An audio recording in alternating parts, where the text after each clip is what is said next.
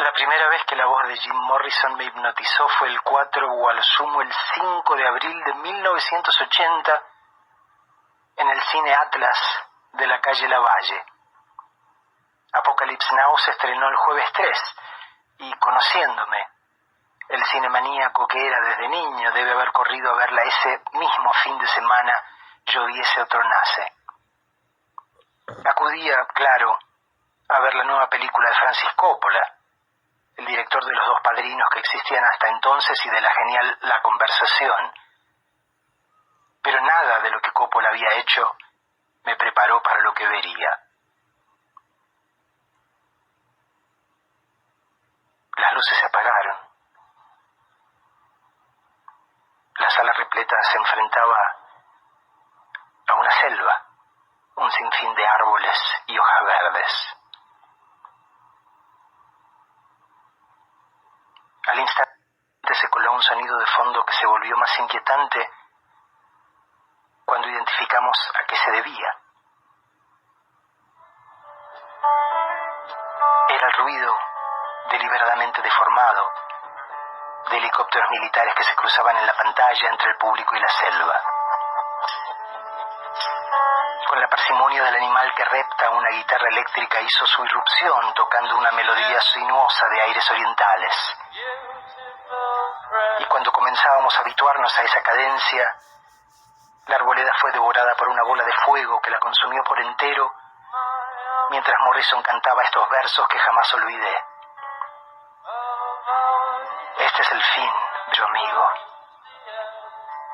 Este es el fin, mi único amigo, el fin de nuestros elaborados planes, el fin de todo lo que existe, el fin de todo lo que se mantiene de pie, el fin. Ya no más seguridades ni sorpresas, el fin. Nunca volveré a mirarte a los ojos.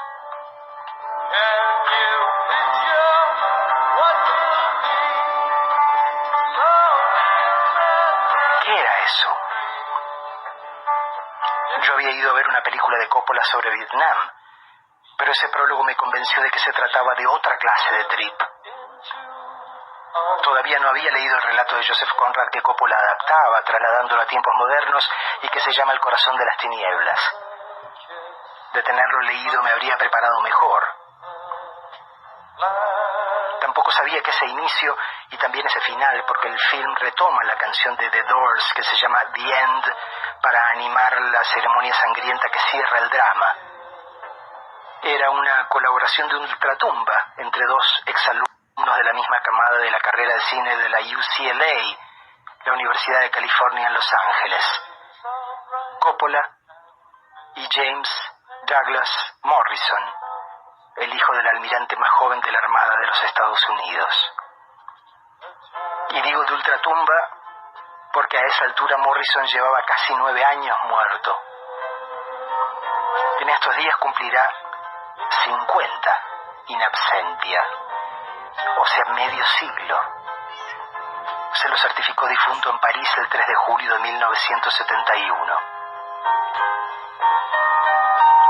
Aquella visión de Apocalypse Now me marcó para siempre. Era mucho más que una película, una experiencia, un viaje demencial que en efecto te hacía sentir que remontabas un río hacia el corazón de las tinieblas vietnamitas y además que habías consumido los mismos alucinógenos que los tripulantes de la barcaza. La película me hizo entrar en trance. Cuando dije que desde los minutos iniciales me sentí hipnotizado, no exageraba. Y conste que me presenté sobrio al ritual. A esa altura yo era un tipo de 18 años que casi no bebía y todavía no había probado un porro. Lo que la película detonó era ante todo mérito de Coppola y sus colaboradores, pero en menor pero no menos determinante medida, también de la circunstancia argentina. Por entonces, reitero, 1980, vivíamos bajo un régimen represivo de características perversas que disimulaba entre los pliegues de la hipocresía general. Y en ese contexto yo era un pendejo que había crecido sintiéndose vigilado, sospechado, en peligro constante, por el simple hecho de saberse distinto, de no encajar en el molde del concheto derecho y humano que le presentaban como única opción. Y esa película me subió de un empujón a un viaje hacia el fin de la noche en busca de un personaje, el coronel Kurtz, o sea Marlon Brando, que llevaba la lógica del invasor a su extremo. Yo no estaba aún en condiciones de conectar realidades tan dispares, pero la justificación de Kurtz podría haber sido repetida por los señores de la muerte que acá, entre nosotros, decidieron que esa dictadura no sería como las anteriores. Tenemos que amigarnos con el horror, ser capaces de matar sin sentimientos, sin pasión, sin juzgarnos, argumentaba Kurtz. Habían dicho algo parecido a Cera, Camps o el Tigre Acosta antes de lanzar a sus perros negros contra el pueblo. Y sin embargo, buena parte de la sociedad argentina les dio carta blanca. Con el tiempo llegaría la decepción, como anticipaban los versos de Break On Through, la canción que inauguraba el disco debut de los Doors. Encontré una isla en tus brazos, un país en tus ojos. Brazos que encadenan, ojos que mienten.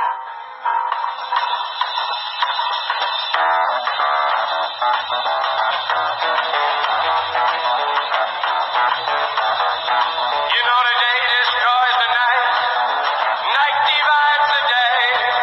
Try to run, try to hide, break on through to the other side, break on through to the other side, break on through to the other side, yeah. We want the world and we want it. We want the world and we want it. Yeah.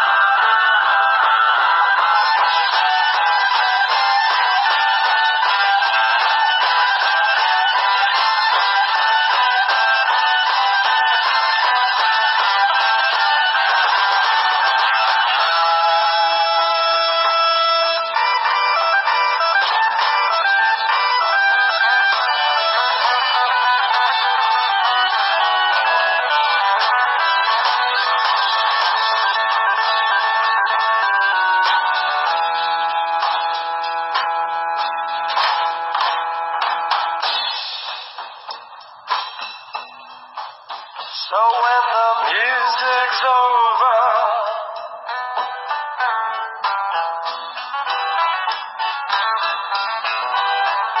when the music's over, yeah.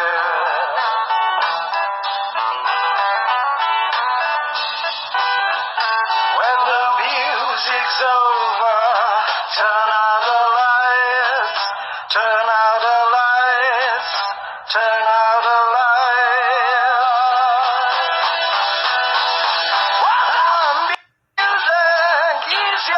Special friend, dance on fire, is intense. Music is your only friend until the end. Hell, until the end.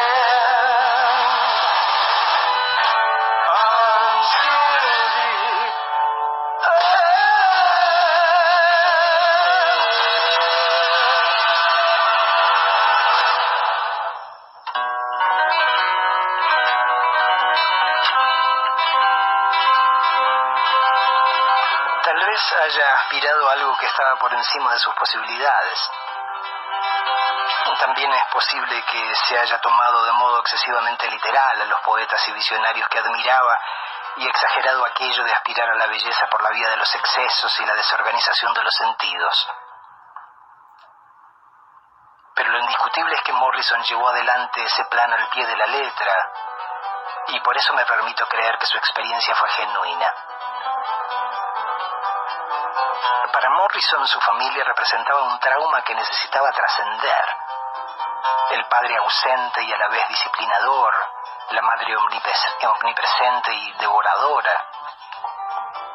Por supuesto, nosotros también cargamos con el peso de la propia herencia sanguínea y de crianza, pero este muñeco se compró un ejemplar de Sophocles for Dummies y se aplicó a pulverizar a su matriz hogareña con un coraje ciego. Para el comunicado de prensa que acompañaba la salida del primer disco de los Doors, Morrison dijo que era huérfano. Y en el último tema se cargaba a los suyos con todas las letras. La descripción del grupo, hermana y hermano, padres, a quien el killer despacha en mitad de The End, es idéntica a la de su familia y no puede ser considerada casual. Presionado por la prensa, aclaró que no sentía deseos de llevar a cabo exactamente aquello que el texto describía, pero subrayó que la narrativa apuntaba a la necesidad de cortar con todas las amarras que limitan la libertad verdadera. Todavía hoy me agarro la cabeza cuando imagino la escena en casa de la familia Morrison. Después de meses o años de saber poco y nada del primogénito, cae un diario donde Jimmy dice que su familia está muerta, y al rato suena en la radio una canción donde cuenta que se los cepilla a todos, algunos en la doble acepción del término. Ahora que tengo edad para ser su padre, siento algo parecido a piedad por el almirante Morrison, que debió ejercer el mando sobre centenares de pibes que seguramente escuchaban a los Doors a escondidas y cantaban a sus espaldas el mantra que Jim repetía durante los conciertos. Kill the pa, fuck the ma, kill the pa, fuck the ma, kill the pa, fuck the ma. 5 en 1, baby, 1 en 5. Nadie sale vivo de aquí. Vos recibís lo tuyo, baby, yo consigo lo mío. Vamos a lograrlo, baby, si lo intentamos. Los viejos se ponen viejos y los jóvenes se ponen fuertes. Puede tardar una semana o puede tardar más. Ellos tienen las armas, pero nosotros somos más. Vamos a vencer, sí, vamos a tomar el poder. Unámonos una vez más. Come on. Love my girl. She looking good. Come on. One more. 5 to 1, baby. 1 in 5. No one here gets out alive now. You get yours, baby. I'll get mine. Gonna make it, baby, if we try.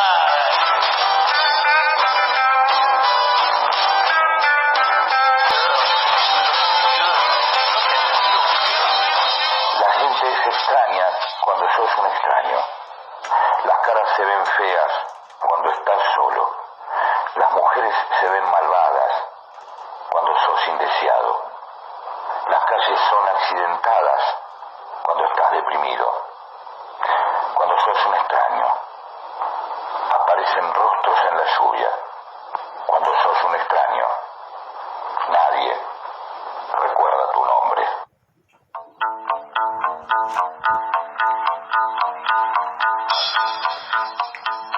La actitud del freak convertido en músico fue siempre confrontativa, lo cual podía pasar por cagarse en Bill Graham, el más grande promotor de shows de la época, porque les había pagado 2 mangos en sus comienzos, o cagarse en Ed Sullivan, el conductor del programa de variedades más popular de la TV, que les pidió cambiar un verso de Light by Fire, ese que dice, nena, no podemos estar más fumados o colocados, Morrison le dijo que sí, que no había problema, que lo cambiaban. Y cuando llegó a la emisión en vivo cantó la letra original, provocando la ira del viejo que ni siquiera se dignó a despedirse de la banda al aire. Pero donde esa actitud quedaba más de manifiesto era en escena. El público iba a ver a otras bandas para pasarla bien, pero peregrinaba detrás de los Doors para ver qué demonios haría Morrison esa vez.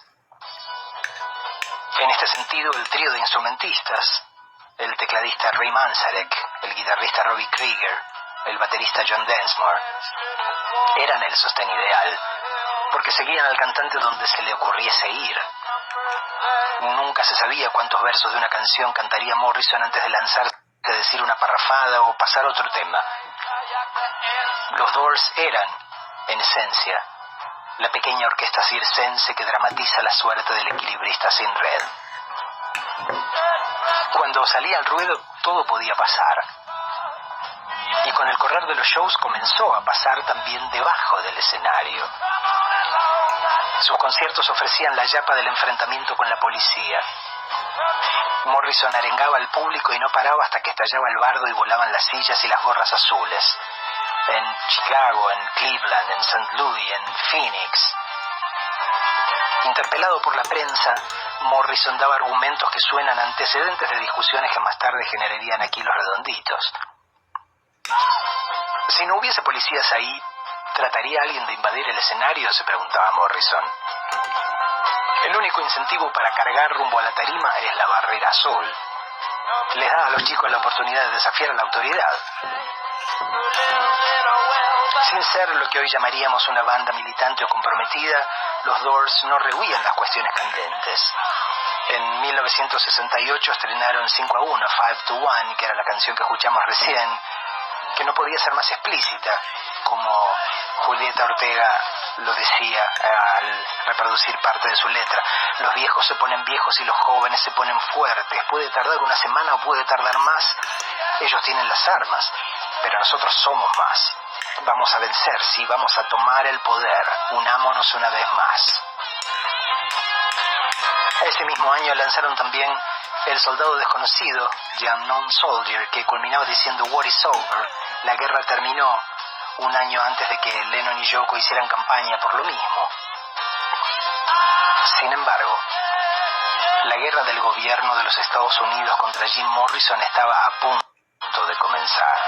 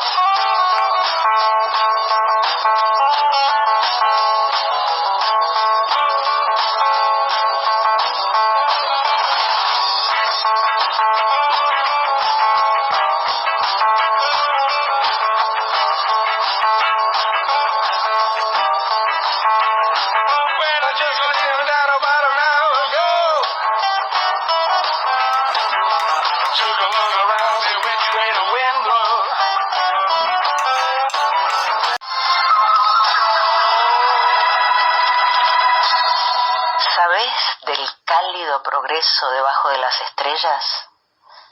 ¿Sabés que existimos? ¿Olvidaste las llaves del reino? ¿Has nacido ya? ¿Estás vivo? Reinventemos los dioses, todos los mitos de las eras. Celebremos símbolos de los bosques primigenios. ¿Has olvidado las lecciones de la guerra antigua? Necesitamos grandes cópulas doradas. Nuestra madre está muerta en el mar. ¿Sabés que estamos siendo conducidos a la muerte por almirantes plácidos? Y que generales gordos y lentos se ceban obscenos sobre la sangre joven. Oh, gran creador del ser, concédenos 1 hora más para practicar nuestro arte y perfeccionar nuestras vidas. Vivimos, morimos, y la muerte no supone un final.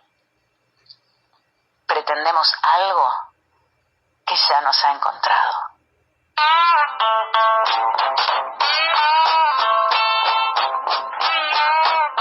Bajo la presión del establishment, Morrison pisó el acelerador para llegar más rápido a destino. Ya llevaba tiempo moviéndose por un camino que coqueteaba con la autodestrucción. Al comienzo, el consumo de drogas tuvo que ver con la pura experimentación. Pero, desconfiando de la dependencia que suponía respecto de dealers y donantes generosos, se pasó a un vicio con el que se sentía más cómodo: el alcohol, más tarde mechado con cocaína, que lo ayudaba a sostener la ingesta líquida durante muchas horas al mejor estilo de nuestros tangueros originales. Las borracheras eran además el vicio propio de los poetas, un gremio con el que Morrison se sentía más a gusto que con el de los rockeros. En breve tiempo engordó y dejó crecer una barba de cavernícola, un look más adecuado al del vate enfebrecido que bebía como si se supiese embarcado en una competencia imaginaria con Dylan Thomas. Mientras tanto, los signos ominosos se apilaban, repicando su redoblante cada vez más cerca. Cuando los miembros del clan Manson asesinaron a los años 60, fue el 9 de agosto del 69, una de las víctimas que resultó apuñalada junto a Sharon Tate fue Jay Sebring, el peluquero que creó el corte de cabello que volvió icónico a Morrison. Una mañana de septiembre del 70 en Miami, antes de concurrir a los tribunales donde todavía lo enjuiciaban, leyó en el diario que Jimi Hendrix había muerto en Londres y dijo en voz alta: ¿alguno de ustedes cree en las profecías? Poco después fue exonerado de algunos cargos, pero condenado por otros, pendientes de una condena que se resolvería meses más tarde. Durante esa espera murió Janis Joplin, el 4 de octubre del 70. Y Morrison empezó a brindar entonces con sus visitas, repitiendo ante quien quisiese oírlo: están bebiendo con el número 3. A esa altura era capaz de bajarse 3 botellas de whisky durante la cena y fumaba 3 paquetes de Marlboro por día. Las sesiones de grabación se frustraban, era capaz de desplomarse delante del micrófono y dormir sobre un charco de su propia orina. Por supuesto que no se engañaba respecto del trip de muerte al que parecía entregado. Durante una entrevista que Jerry Hopkins le hizo para la Rolling Stone, Morrison dijo que emborracharse era una decisión en cada trago, supeditada a una elección de fondo. Es, dijo, como la diferencia entre suicidarse y capitular de a poco. A esa altura se podría decir que ya estaba jugado. En otra entrevista, esta vez con la revista Circus, reflexionó sobre el concierto de Miami por el cual terminó procesado y comentó: no negaré que la pasé bien durante los últimos 3 o 4 años, pero si tuviese que hacerlo otra vez, creo que hubiese optado por el trip del artista tranquilo que trabaja en su propio jardín. Tenía 26 años y ya miraba hacia atrás, evaluando su camino, del modo en que hoy podría serlo alguien de 70. Todavía armaba proyectos. Una de sus pocas alegrías inadulteradas de esos tiempos fue la publicación de 2 colecciones de sus textos, The Lords y The New Creatures. Pero hasta los intentos de hacer pie en el mundo del cine seguían teñidos por su trance existencial. Uno de ellos era la historia de un editor de cine que desaparecía en las junglas de México, embarcado en lo que definía como una búsqueda frenética del cero absoluto. Propósito que hablaba de él tanto como de su potencial protagonista. Cuando viajó a París en el 71 con su pareja, Pamela Curson, para instalarse en Europa durante una temporada sin fecha de vencimiento, hubo quienes creyeron que el salto respondía a un deseo de cambiar de vida. Pero uno de los que lo conoció allí, un chico llamado Phil Trainer, lo recuerda fumando interminablemente e inhalando con furia, como si quisiese destruir su pecho y su garganta, y tosiendo de forma desgarradora.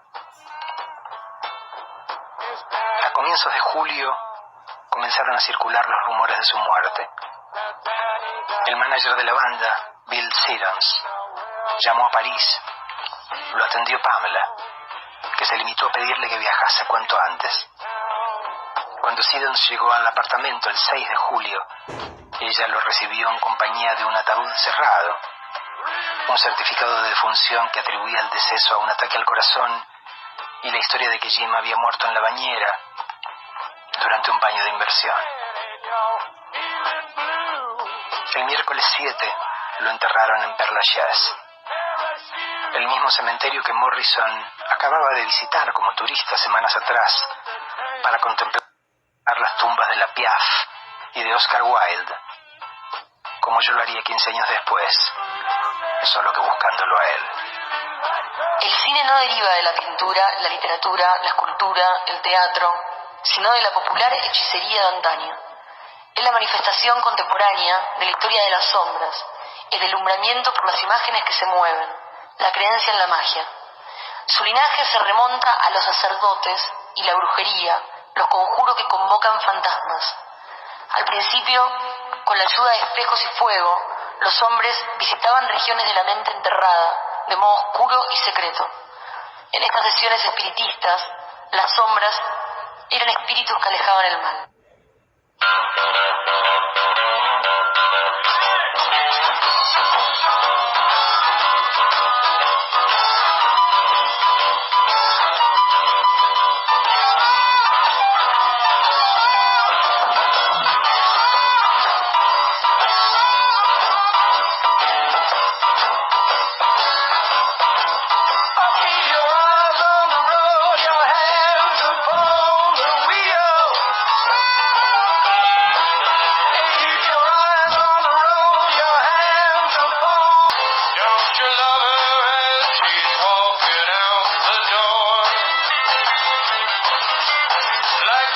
Volví a la Argentina a fines del 86, pero no me olvidé de Morrison, al contrario.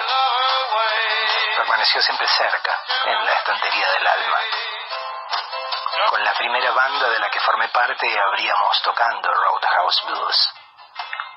A comienzos de los 90 publiqué lo que formalmente sería mi primer libro, Jim Morrison, una plegaria americana.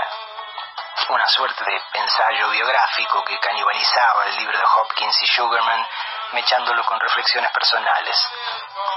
Una obra de juventud. Por aquel entonces tenía pocos años más que los de Morrison cuando murió, 30 y monedas versus sus 27. Con los divorcios y las mudanzas me quedé sin ningún ejemplar, así que esta semana lo compré por internet.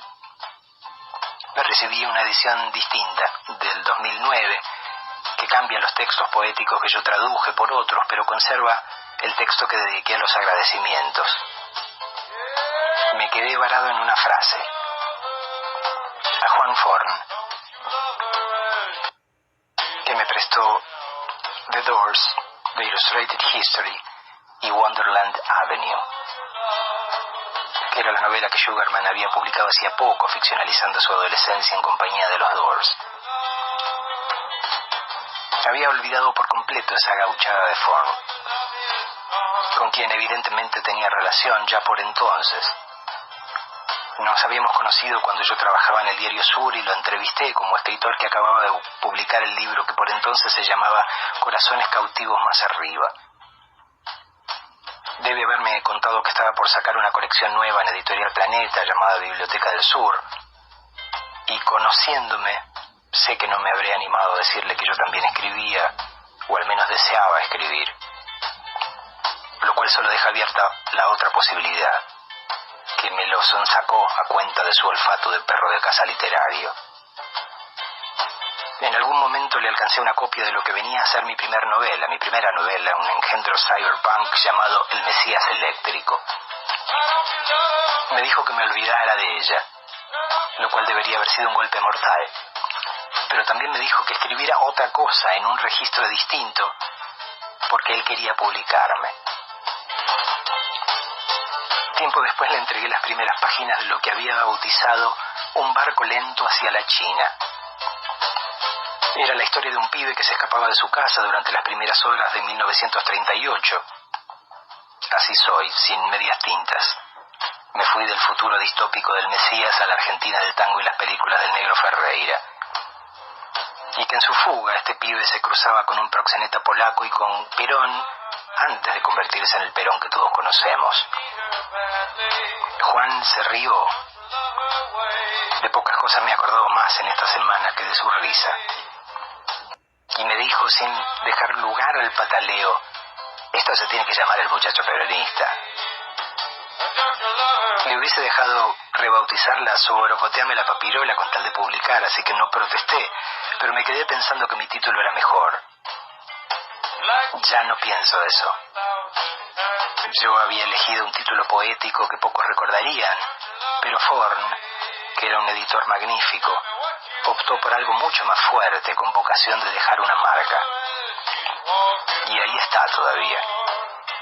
El muchacho peronista se llama.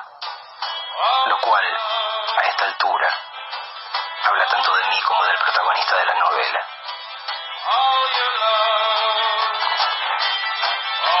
Nunca sabremos a qué se debió la irrefrenable pulsión de muerte de Morrison. Me inclino a pensar que algo terrible debe haber pasado en el seno de esa familia durante su infancia, que lo movió a darle la espalda de la manera más radical posible. O puede que también fuese el peso de otros fantasmas, que, sabiéndolo hipersensible, le reclamaron la paga que demandaban a su linaje. No olvidemos que George Morrison, el padre de Jim, había comandado las fuerzas navales estadounidenses durante el incidente en el Golfo de Tonkin que detonó, en 1964, el involucramiento de su país en la guerra de Vietnam. ¿Será por eso que el almirante toleró en silencio el precio público que su hijo le hizo pagar? Porque sabía que debía eso y mucho más, en reciprocidad por las muertes que había propiciado. Lo cierto es que los Morrison no abrieron la boca durante décadas, ni siquiera cuando Jim murió. Recién en 1990, o sea, casi 20 años después, Morrison padre se permitió un gesto público. Hizo poner una placa de bronce en Père Lachaise, con una inscripción en griego, el mismo idioma que copié en mi servilletita de papel. Mira lo que es la vida. La placa dice, según traducen, fiel a su propio espíritu. Muchos consideran hoy que Morrison fue un bufón, un borracho abusivo, el líder de una banda de medio pelo que cagaba más alto que su culo. Puede que haya algo de verdad en esas acusaciones, particularmente en esta era tan dada a cancelar con ligereza.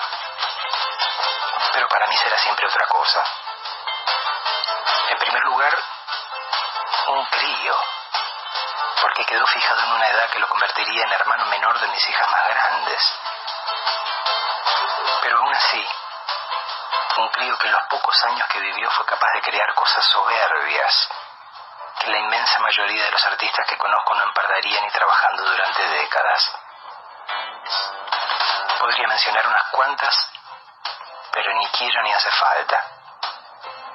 Me basta con The End, esa canción que me convenció de que era mejor arriesgarme a la muerte del cuerpo que a seguir muerto de alma, como pretendían los invasores que convirtieron al pueblo argentino en resistentes vietnamitas al imperio. En uno de sus diálogos, el filósofo Séneca escribió que, contrariamente a la queja convencional, los años de nuestra existencia no son escasos, sino exactamente los necesarios, porque aprender a vivir lleva toda una vida. Es suficiente para entender que Séneca no se equivocaba. En consecuencia, creo que no hubiese aprendido lo que aprendí, que se parece a vivir en cierto estado de gracia, lo cual no me exime de sufrimientos, pero tampoco me exilia de una felicidad que, si no es cotidiana, le pega en el palo. No hubiese aprendido a vivir razonablemente bien, digo, si no me hubiesen ayudado providencialmente obras como la canción de los Doors o la intervención de Juan Forn, que me acompañó fraternalmente e hizo realidad uno de los deseos más grandes que alenté nunca, publicar mi primera novela. Sirva esto para dejar expresado mi agradecimiento a aquellos que ayudan a sobreponernos al miedo y a jugarnos por la belleza en medio del horror. No es lo mínimo que podemos hacer en honor de los amigos ausentes.